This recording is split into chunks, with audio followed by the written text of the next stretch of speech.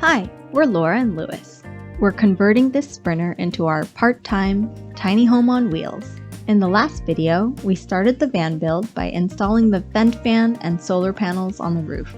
In this video, we're installing the windows.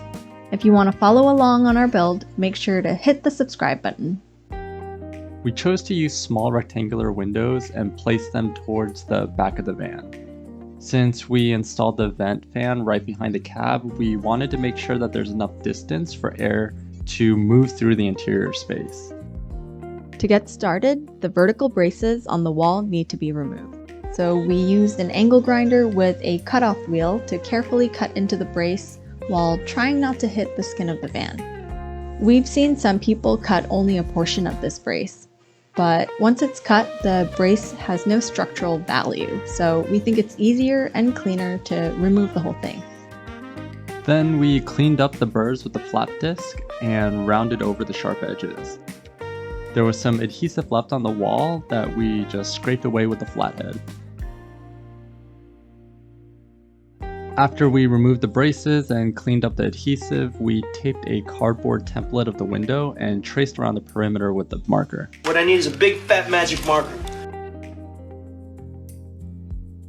To minimize scratching the paint on the van, we applied some painter's tape onto the shoe of our jigsaw. After removing the template, we drilled holes near each corner with a step bit so we can fit the jigsaw blade through.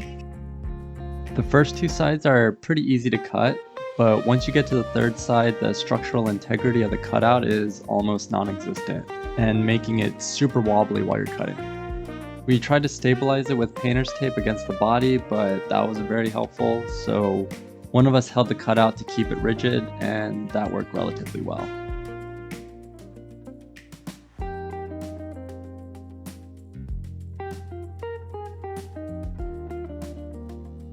Once we cut out the window hole, we filed the edges smooth. We also spray painted along the edges to seal the bare metal. The windows we bought are meant for RVs with a 1.5-inch wall thickness, so to make up the difference, we traced around the perimeter of the template on a sheet of 3/4-inch plywood and using a 1-inch fender washer as a spacer. There's a link in the description below for the windows we used, which are a little cheaper than the van-specific windows. To be completely honest, we don't think it's worth the extra effort to save the difference in cost. We linked both so you can explore your options. After cutting out the spacer, we lined the flange of the window with butyl tape. There's a slight lip around the perimeter of the flange, and we wish past Laura and Lewis would have doubled up on the butyl tape to extend above the lip. We later filled the gaps with regular RTV sealant. We can finally put the window in. But be sure to clean the surface before installing the window permanently.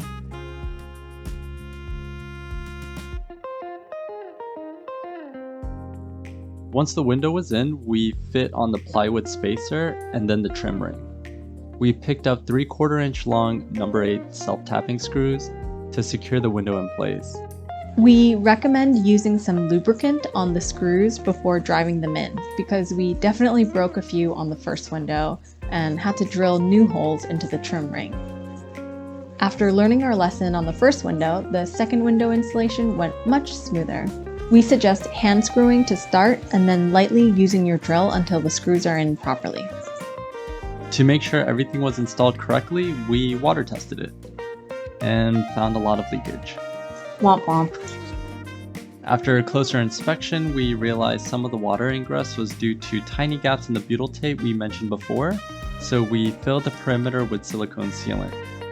Most importantly though, we forgot to remove these drain plugs, so remember to remove the drain plugs before. After taking care of those little mistakes, we have sealed windows.